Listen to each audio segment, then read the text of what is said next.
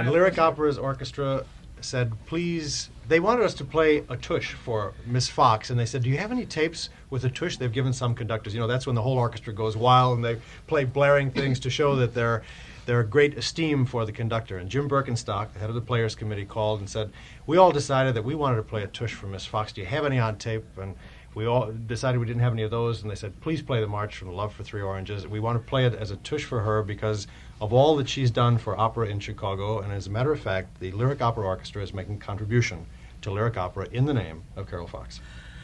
Well, I wouldn't be me if I didn't say I was overcome. Mm-hmm. I never wanted to be a conductor.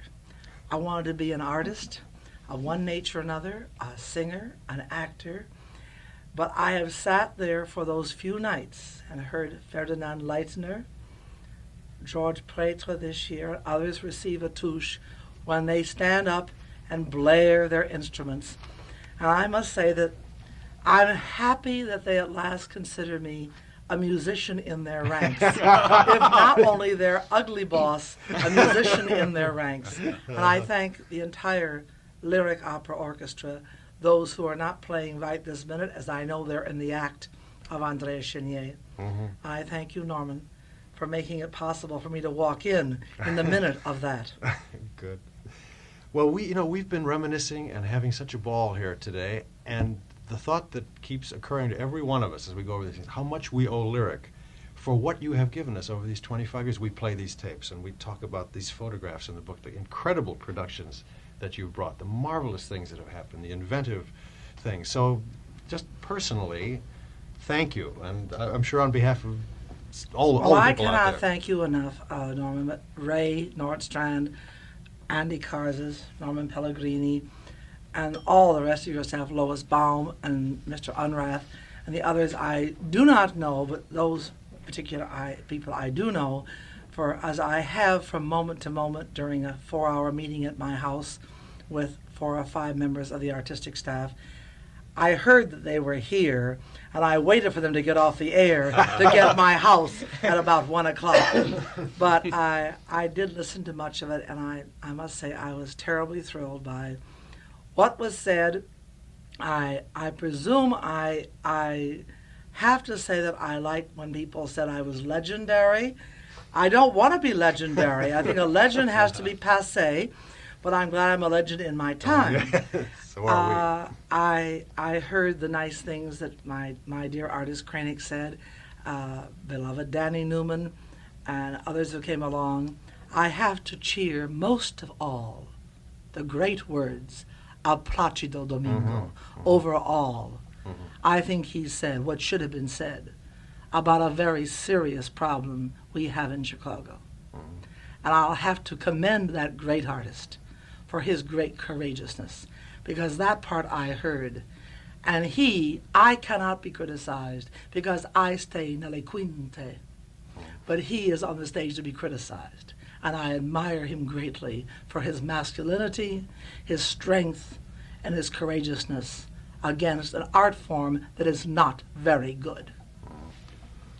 We should also thank and recognize the many hundreds of listeners who have called and contributed tens of thousands of dollars today. And we have a little less than an hour now for people to take advantage of these historic mementos that are being sent in return for their gifts. $15 giving people the La Liberté poster and the Faust program, $45 those plus the magnificent book, $65 those plus a guild membership, by calling 245-2500. We don't want people to forget that. 245-2500. She's getting in the spirit. Our new jargon. Yes, exactly. I also, before you ask me any questions or ask me to perhaps answer some questions that I was very facetious coming down with our business manager, Donald Britton, who has upon his shoulders our financial problems, and he's a very bright and attractive young man. His attractiveness began in an earlier day before I knew him, when he was that marvelous ingenue on Broadway and did all these marvelous theatrical things. But we will certainly want to hear a few words from Donald regarding lyric and its monetary enterprises. But I would like to thank the many marvelous faces I saw as I came in, such as Mrs. Antonou, Irene Antonou, and Mrs. White, and others who we called upon after Ray Nordstrand was so generous as to make this evening possible, this day and this morning possible, called together to work a tremendous feat. And the 20-odd voices that I kept being told were there to answer the phones, and I was only told occasionally there was only a line or two. But I'm certain those lines, when those words were said, were filled up quickly. And I would like to thank all of the wonderful volunteers who quickly responded to lyrics needs, which are vast and great this year. Inflation has not been kind, and the spiral is there, and our costs are what they are throughout the world. And Ray, you have helped make us, I'm certain, a happier and better company. Thank you. It's made a very enjoyable day for all of us and all of our listeners, too. One of the questions, to put you on the spot, that several people have asked is, what would you like to tell us about next season or subsequent seasons? Well, this is one of those questions I guess they leave for me to talk about because they know I'm rather demonstrative about it. I feel that next year has a great deal to do with contractual problems. And we finish this season tonight, as you know, but actually June 1, but it might as well be tonight, and this contract. And future repertoire will greatly depend on whether we have a new contract. And we have set the date of February 1 as to having a new contract. And if we do not, we will not have a season next year. These are all contracts with the orchestra? And with the orchestra and chorus? AGMA. And AGMA. The orchestra is wonderful. They are marvelous players, and so are also the chorus. And the chorus, the orchestra, many have been with us for a number of years, but it is not that. It is an understanding, which we all must understand, that we live under this cloud and this cowl of the almighty dollar, and how much the public can pay. And this is right now a situation where we know the symphony concluded for 30 or 40%, somebody over 2 or 3 years, somebody else 20 or 30% over several years. What this means on top of our $900,000 orchestra nugget, any one of you can figure out. And what this would cost us of several hundred thousands of dollars for next year for one union alone is beyond the capacities of the lyric board. And if we must conclude over a 10% for next year, we will have to close. And that is very easy. But I will tell you what I have planned. I will tell you what I would like to give you. But I only can give it to you if by February 1 we have some understanding on the market. With the help of Mr. Britton, who is to my left, if I should forget an opera, we open with Boris Godunov, with Nikolai Gyaurov. We have signed a marvelous Boris, but also 4 P-men in this opera, Hans Sotin, whom I know was with you earlier today, but has done Boris in Russian. He now has to break his neck to learn this P-men in Russian. Maria Pospinov, or Pospis, the mezzo-soprano, comes back as Marina, and a number of your favorite artists, a man named, what is his name, Russian, Petkov does Varlam, and Dmitri is Ochman, Wisław Ochman. Marvelous singer. And of course, Maestro Bartoletti will conduct. We also will do for Mr. Gyaurov, Attila, all being considered, and with Miss Cruz Romo, who comes back, and Mr. Veriano Lucchetti. Very good. And we will do also Don Giovanni with a marvelous production that we have purchased from Salzburg, of which Mr. Ponell will direct his design, and Mr. Pritchard conducting, with Richard Stilwell as the Don, and Toma Vasimtov as the Donna Anna, and Carol Neblett as the Donna Elvira.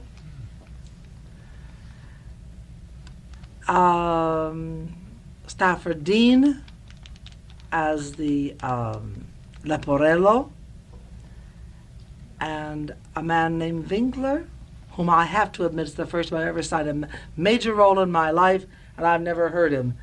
Mr. Pritchard says he's good, and if not, we'll all come choking around.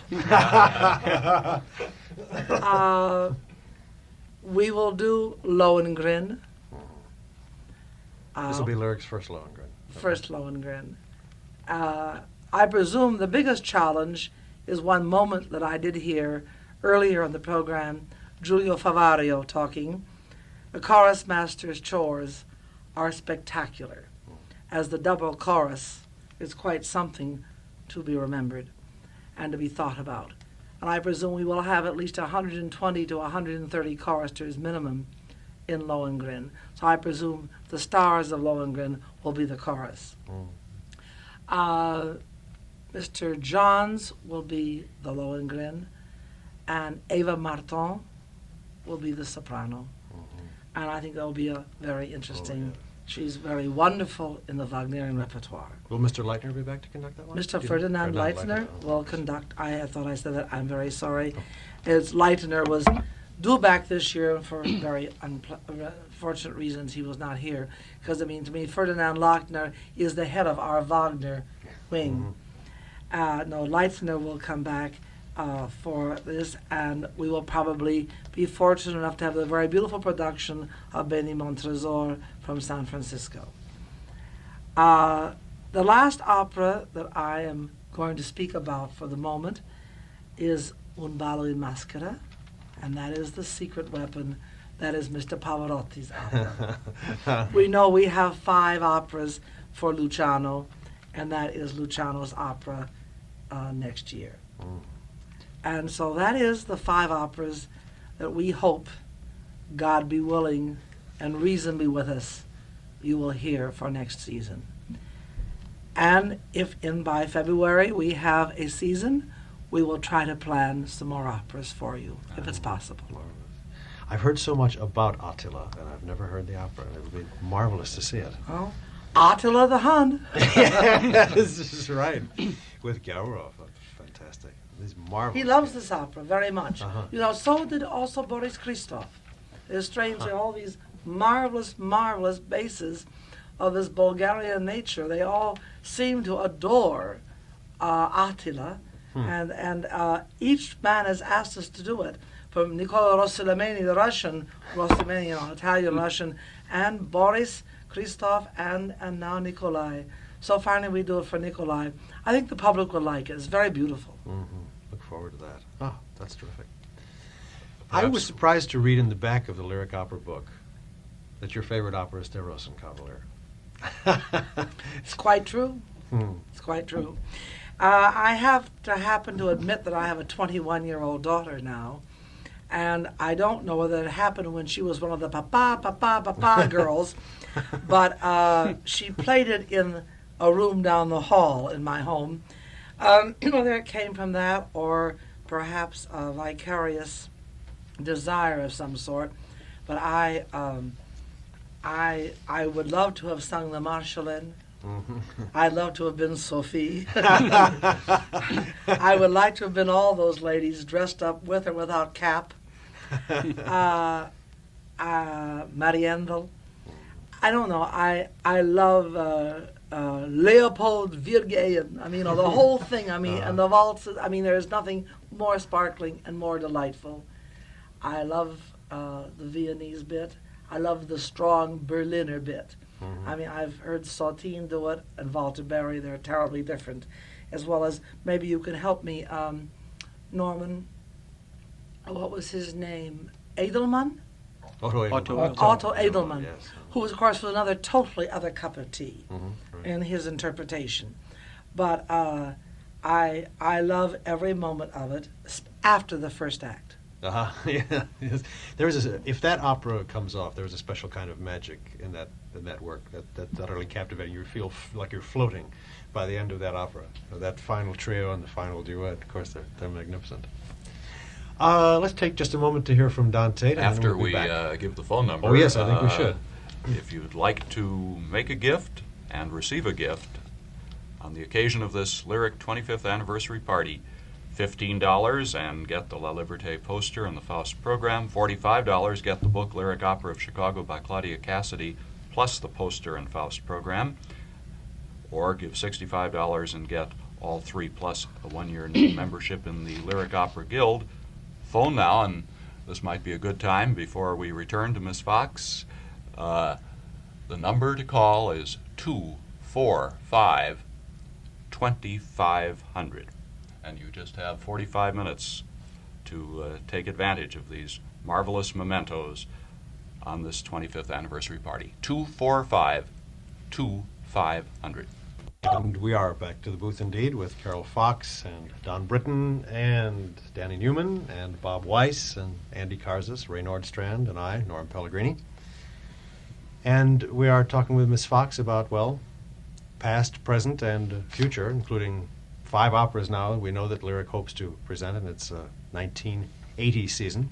I found Miss Fox a few years ago when WFMT was 25 years old. The number 25 began to haunt me, and I couldn't wait until the 26th year when people stopped reminding me that 25 years had passed. Do you get that feeling May I from join time you? to Oh, my dear.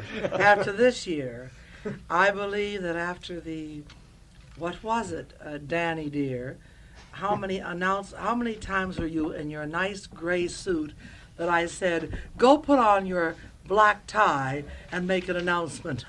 It seemed like it was every other night someone was ill. I didn't count, Miss Fox, but there were a number of such occasions when I donned tuxedo and went out and lifted my powerful voice to bounce off the back wall of the Civic Opera House for the purposes of these announcements. Well, I would say that I don't remember any 7 Rigolettos such as this year with 3 separate baritones. Yes. It was a record I hope we will never match again, let alone the Bohème travesty where the unconscionableness of a Ricciarelli with a contract for us, for La Bohème, should decide not to come, but during the period of our rehearsals and performances, literally performed 2 performances of Boccanegra in Italy, 3 Rigolettos in Munich, and a Trovatore in Hamburg. I know this from my very fine legal staff. You can imagine La Vendetta is coming forth. When we announced the reason as her being ill, we believed it at that time. That's what she said. We had no reason not to know. Well, we had much documentation. There was a thing called otite. It means it's an ear infection or otitis. However, otitis did not keep her from Brescia, Mantua, Munich, or Hamburg. It only gave her a problem for Chicago. And that is, I presume, what is now a old story. We had some delightful bohèmes with Miss Mitchell and Miss Soviero and Miss Niculescu. However, it is the kind of thing that did not make for a peaceful season. So when Norman Pellegrini says he'll be happy when we all have passed 25 and gone to 26, I think Don Britton, perhaps more than anyone else, as business manager of Lyric Opera, would have a number of words as to know whether he was never quite certain whose check he should bring down on which day, of not only the unions but of the artists. That's very true. In this particular opera season, As perhaps some people know, we pay the artists each performance, which is a tradition that goes back many years. It's still followed in our opera house, and I believe in most major theaters across the world. Each performance, we pay each major artist for that performance. The tradition is that we pay the artist at the first intermission or at the first opportunity after they have already sung an act or a part of the performance. This particular year, I wasn't exactly sure who was singing on which night and how the check should be made out. If you note that certain artists sing with greater enthusiasm in the second act, you will know that's why. They have been paid in the intermission between the first and the second It's only act. if they're happy with their check, Danny. Only if they're happy with their check. I see. I can't imagine how you can look so radiant after a season like this. Well, you're just being kind, and No. thank you so much. Or it's the pleasant lights in your booth. Miss Fox is astonishingly resilient through all these years, and I go back a good number of those years, in fact, the whole 25. I've been amazed the same way, how she bounces back every time. That must be the prime characteristic of an opera manager, isn't it? Resilience. I don't know whether I should take offense or not. It was had to do with a bouncing ball. I'm happy with the 30 pounds of weight loss, so don't give me that bouncing ball syndrome. I don't want to bounce back. I just want to. I heard someone earlier today, I think it was Mr. Stone, mention when I arrived in Rome. I could not make the performances at La Scala when Lyric went over with Paradise Lost, but I arrived there and I was in a wheelchair and on crutches, but that was a very temporary illness, and now my little broken bones and my little osteoporosis has got me back to 5'3" odd inches and only on a cane, and when I really feel like kicking up my heels, I even leave the cane behind. And by next year, probably, I'll be on my roller skates like half the Sure city you of will. Chicago. It must have been a very moving moment for you, though, when Lyric performed before the Pope. I'm afraid I handled it very poorly. I thought that I had all sorts of poise. But when I was seated there in my wheelchair in a very special area as one to be introduced to the Pope, to be given a special medal. When he came and he took my hand and he said to me in very fine English, as we all know he speaks, how may I thank you for what you have done for my countrymen? I had felt the shoe was a bit on the other foot of what he could thank me for anything. And I tried to turn around and make some proper comment. I found my inabilities greater than I would have hoped.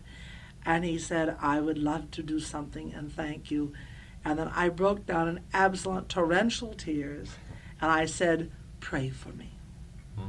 And that's all I could say, and he must have, because I've walked again, run again, and married Ned again. The phone number for your gift to Lyric Opera and your historic memento from Lyric Opera. And there's a little over half an hour left to join the party. The phone number is 245-2500. Shall we take a brief break? Yes. And we'll be back with Carol Fox, Don Britton, and Danny Newman in just a moment. We are back in the booth with Carol Fox and Don Britton and Danny Newman. One more question at least I have to ask you. Artist Kranek was up earlier and said she came to Lyric as a typist, and she called and asked for the personnel director and was given an appointment, and she said, to whom am I speaking? And the voice of the other said, this is Carol Fox. So in those days, undoubtedly, you were doing many things, but Miss Kranek was also pressed into service. What was the role in Rigoletto? Was it Giovanna. Giovanna? Didn't you sing some Giovannas? Way back, not in lyrics. Here's My when you were gonna memory be a is singer? very good when I wish it to be. Ah, okay. But I may have sung Giovanna. Is that right? O dei rimorsi e perché mai? I can give you right cue for cue today as I could 25 years ago. Well, let me say yes, I presume I did sing Giovanna someplace with some little company. Artists did with lyric, and I'm not quite certain what happened on that first phone call. I know she did call, want an appointment with a personnel director or somebody director, and in those days, I think it was even worse than that. Mr. Kelly and I had a phone on a desk, and we both shared it ear to ear, and whoever answered it was whatever that person was in the telephone. And I guess I was the personnel director, sounded like a female job, and so I took it. And when Miss Kranick came in, at that point, a little girl fresh out of Northwestern with 1 year at some school of teaching in her native home of Manitowoc, she just seemed like that most honest and marvelous girl. And she couldn't type and she couldn't take shorthand, but her face told me that if she said she would learn it, she would, and she did. Yeah. And 25 years later, assistant managership and all the rest, I know that she came in to interview us when we were all in a very humble one office with just great ideas. There must be those moments when you stop and think, I'm sure you feel that survival has been maybe the greatest thing about lyric opera, but I hope that there are those moments when you sit back and be proud of lyric opera, because you certainly have earned that, and I hope that happens. I'm sure there are so many things. You had a 5-hour meeting today, crises coming at you from all sides this season, but Well, all the rest of it is there, Maestro too. Bartoletti goes home tomorrow for his deserved holidays with his family, and all of us take a few days off, and this was the finality of what is for next year and the year afterwards. And as you perhaps know, I know that Mr. Britton and Mr. Newman and Mr. Frentress, head of our development, who sits here now briefly, just came into the office, into this room, knows we must plan 2 or 3, 4 years in advance our budgeting and our fundraising, and therefore that means our artistic planning. And so we are signed through 1983 and planning into 84 and 85 to compete with the other opera companies of the world for the stars and the productions our public wishes.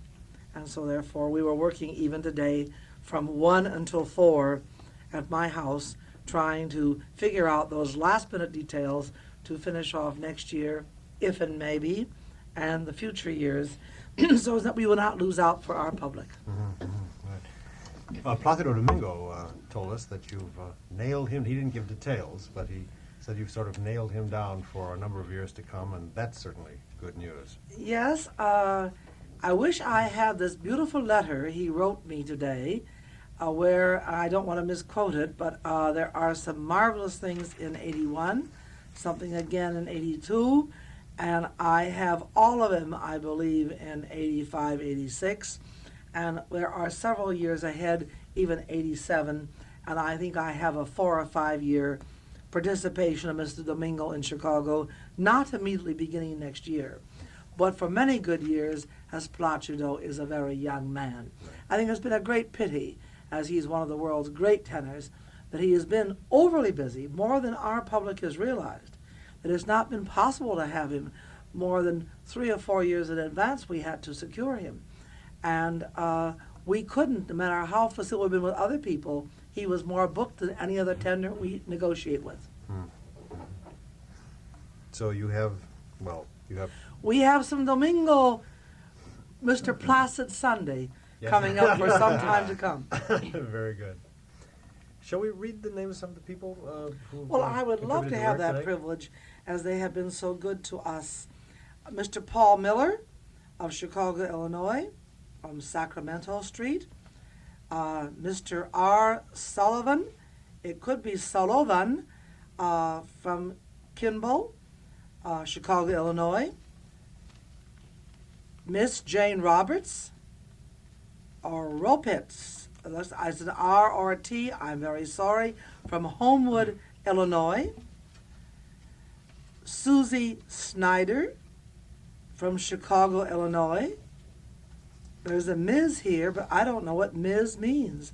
I'm a Mrs. and a Miss, so I'm sorry about that. I love your donation, but I've got to go to Miss because I don't really know what the other is, and forgive me for being rude. Miss Honor Singer, Chicago, Illinois. Mr. Sam Hayes, Chicago, Illinois. Miss Astra Indans, Chicago, Illinois. Mr. Owen Deutsch, Chicago, Illinois. Mr. Deutsch, by the way, is the ad manager for Chicago Magazine and has come back several times from Lyric Opera the next morning with stars in his eyes. And Owen is comparatively new to going to concerts at opera. Just really, it's a most beautiful evening yesterday at Lyric Opera. Well, we love Mr. Deutsch. There was a marvelous Mr. Deutsch years ago who moved away to San Francisco, who used to be most generous, and we're happy to have a new Mr. Deutsch, Mr. Owen Deutsch, on our roster. Mr. and Mrs. William Vose of Yorkville, Illinois. Mr. Reinhild Fries of Chicago, Illinois. And Mr. and Mrs. Arnold Bushnick of Evanston. Dr. Philip Bushnick. They must be related. They all are from Chicago. And one is from Oakton and one is from Mildred. Let's hope you are friends and you come to the opera together. Mr. and Mrs. Ray Voigt of Evanston. Mr. Alan Wardell of Chicago. Bonita Barcos of Glencoe. I'm having a slight trouble as it's a little faint copy. Miss Janet Moon of Chicago. Mr. and Mrs. Jules Roth of Chicago.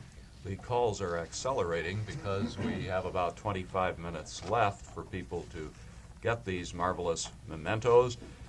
The Faust program book and the La Liberté poster for $15. Those and the 25th anniversary book for $45. The book by Claudia Cassidy with over 300 photographs, many in 4-color, many previously unpublished, with many of Miss Fox's reminiscences and a complete repertoire of lyrics history.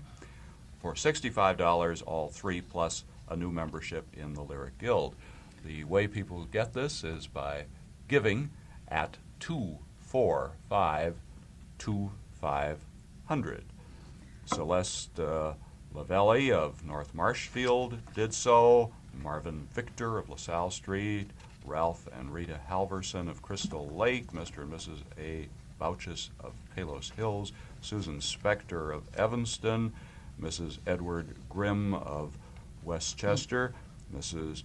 Hannah Adler of Lincolnwood, Mrs. Jean Holling of Chicago, who I think ordered it as a gift for someone, which is a very good idea, James Taylor of Dayton Street, Leonard Carlson of South Ingleside, and Richard Evans of Lincolnshire.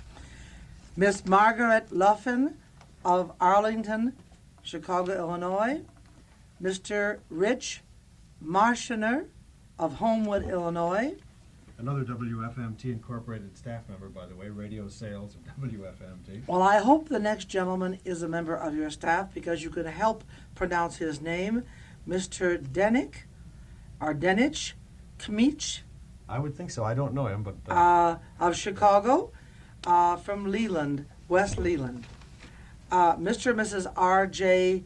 Iberl of Dover Street, Chicago, Illinois. Mrs. Michael Steinberg of Evanston. Elizabeth Tate of Blackstone Avenue, Chicago. Mr. Vernon A. Martin. Now, if I can be so piquant, which I like to be if I have this permission for the next 10 or 15 minutes before I dash back to the finale.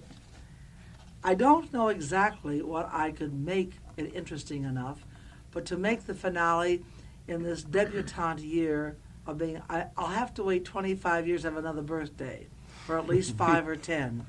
And this is the end of our birthday year, and to find something interesting enough to round out and make it $30,000 for tonight.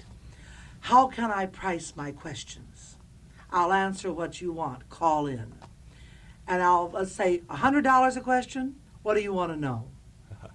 Wow. Well, okay. Try it. Let's try it. Okay. There are a few lines open. It's gotten very active since you arrived, Miss Fox. At 245-2500. But when you call in with your gifts, you can now also write a question for Miss Fox, and in the final 15 minutes, she will try to answer as many as possible. Just contribute $100 and or more, and ask for some Piquant questions. piquant questions. No holds barred. Right? Oh. While you think of a FICA or Internal Revenue or IRS or something of this nature, I'll defer to my lawyers or my business manager. It's their night off, so it's okay. I think you're safe. So while you think of a good question to phone in with your gift to 245-2500, here briefly is Don Tate. At Lyric Opera of Chicago's 25th birthday observation.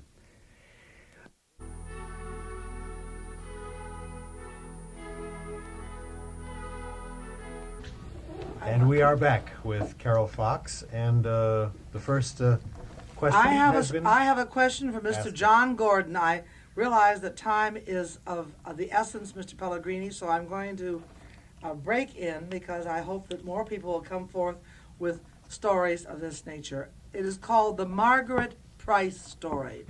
For those of you who do not know Margaret Price, she is a Welsh lady who sings divinely, who was supposed to have sung Maria or Amelia Boccanegra this year for us. She was in Chicago singing with the Chicago Symphony. She came over and sang the Gala, which you all heard on Thanksgiving Day, and would have appeared to have been in very good condition. She arrived at the Gala concert about 20 minutes before. She therefore did not know the pulse of how the rest of the day was going. And she felt that when she came off and only had 3 curtain calls, as she told her agent, young Mr. David Foster, that she did not have a success, Chicago did not like her for 3 curtain calls, that she was leaving and going home. So she did leave by plane that night for England. I tracked her down in Paris, where she had gone to pick up her car, or to be able to go back to Wales to do her shopping, to take care of her groceries with a car from Paris to Wales. I'm saying this in a facetious means, but I do feel as a bearing on a disturbed moment. I do not believe that she really could have thought she was not liked, as we all who attended that performance knows that a Pavarotti, a Freni, a Gyaroff, a Vickers, a Krauss, and you name them, only some of them had 1 and 2 curtain calls. The lady left with that pretense. She did not sing, however, while she was absent from her contract, and she retired into Wales to take care of her very sick mother, who is in very severe mental trauma. So I give you this on either side of the coin, the truth, the unhappy truth, and the truth. Yes, indeed. I think that was one of the greatest ovations of the afternoon. It of course, was. the Margaret Price. I think it was a misunderstood ovation. I think she thought as a star singing 2 major arias, Salce and Ave Maria, she would have had more. She did not realize that Luciano and Mirella singing Bohème out of their hearts and their lungs, or Alfredo and Stillwell or others sang a great deal, and they did not have, or John Vickers doing all Grimes, or Wintersturme did not have as much. I think it was the case of a great emotional feeling based on 2 things: one of lack of understanding of our public, and an emotional problem at home. To speak of what I'm sure is going to be a joyous moment for you coming up, on January the 2nd, Lyric Opera will be televised nationally and eventually internationally through the Unitel filming of Faust. Have you seen the rushes yet? Yes, I it's a new word to me. I've not had much television background, but I have now a fair amount. I went to New York on Sunday and just returned day before yesterday and saw the rushes. I saw more than the rushes. I saw 6 things in a room at a large press conference, a foil, which they called it, in WNET's studios with a large cocktail party and viewing, and I must say the sound has never been so good except over your station. The picture is more beautiful than what we saw visually in Chicago, and if God is willing and all is well, it should be the most beautiful film we ever have seen of opera. That's marvelous. Some of the special effects that happened in the house, the window spinning, is done a little differently, I understand. They've superimposed You some mean of these the some of church special effects. scene? Yes, the church scene, yes. Yes, it's diminished a great deal. It is not all that circling at the top for such a long spell of time. It does come down and circle one bit. There is some element of it, but it is not as paramount as it was in the stage, and the sound is a good deal less.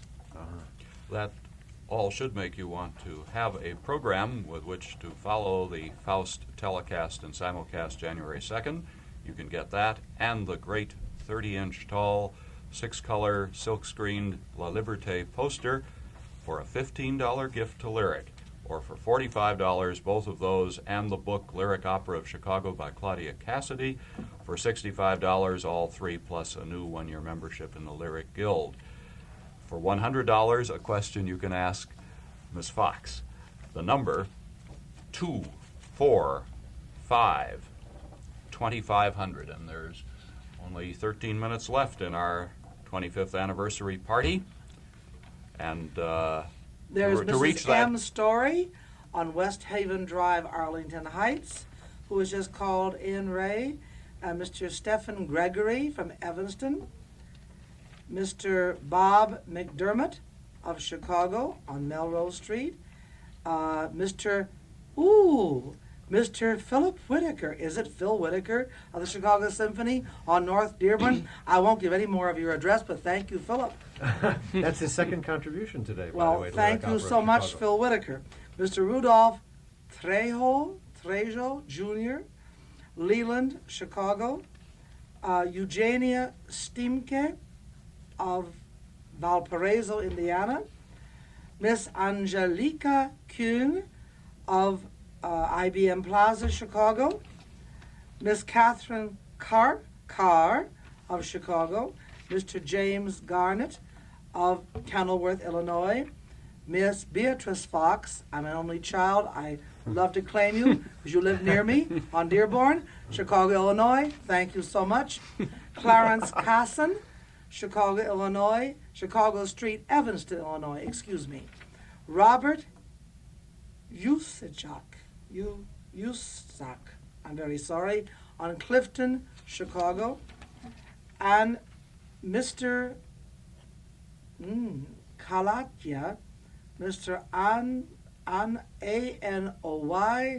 Kalatya, Crawford, Skokie, Illinois. Forgive my not knowing how to pronounce your name.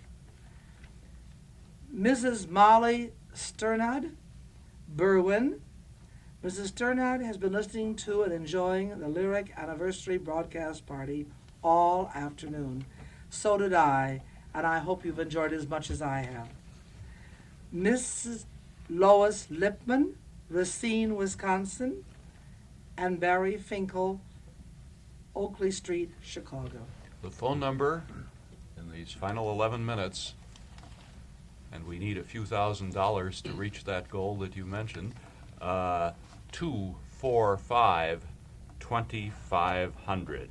For $15, the poster and the Faust program. For $45, the stunning volume Lyric Opera of Chicago by Claudia Cassidy, plus the poster and the Faust program. For $65, all 3 and a guild membership. 245-2500. I'd like to say, Mr. Nordstrand, this is rather unusual and it's just been handed to your table here. as this program. This is a double duty.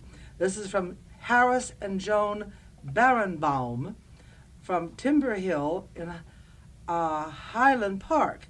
And they called from the Civic Opera House in the intermission during the performance of Andrea Chenier. And we all thank you for supporting both our radio and our opera performance. But they should turn off that transistor radio during the performance. Thank you, Ray Nordstrand. Oh, yes. And the number is 245-2500. I haven't laid down $100 for this, but I'm going to ask you anyway. Something that Mr. Domingo brought up this afternoon, which, when I was in Europe and saw Don Carlo, 2 acts, intermission, 2 acts, and saw Aida, 2 acts, intermission, and 2 acts, I personally rejoiced. I think the pace of life is so difficult nowadays that you come to the opera house and you see a bohème, an hour and 45 minutes of music, and you have to be in the house for 3 hours and 10 minutes. It's marvelous and all that, but the pace of life is such. Is there any thought to possibly doing that sort of thing? Well, there are, I don't know who we're trying to please. I presume we should only be pleasing you, Norman. We sometimes find ourselves pleasing the orchestra because they feel the burden is upon them in playing very difficult music, and therefore they're exposed to need the rest. The lip needs a rest, and sometimes the singers do. Now, there will be certain times when we would like to have pushed Tristan on for longer, faster. I'm off Bohème and Aida at the moment. We were changed in 15 minutes or 20 minutes. The singers wanted 30 minutes. The orchestra wanted 30 minutes. It is not as necessarily how many minutes of playing there is. There's a certain amount of time that the tenor needs not only to change his makeup. When I heard you talking earlier about the great baritones and the great singers, we're talking about Cheryl Milnes.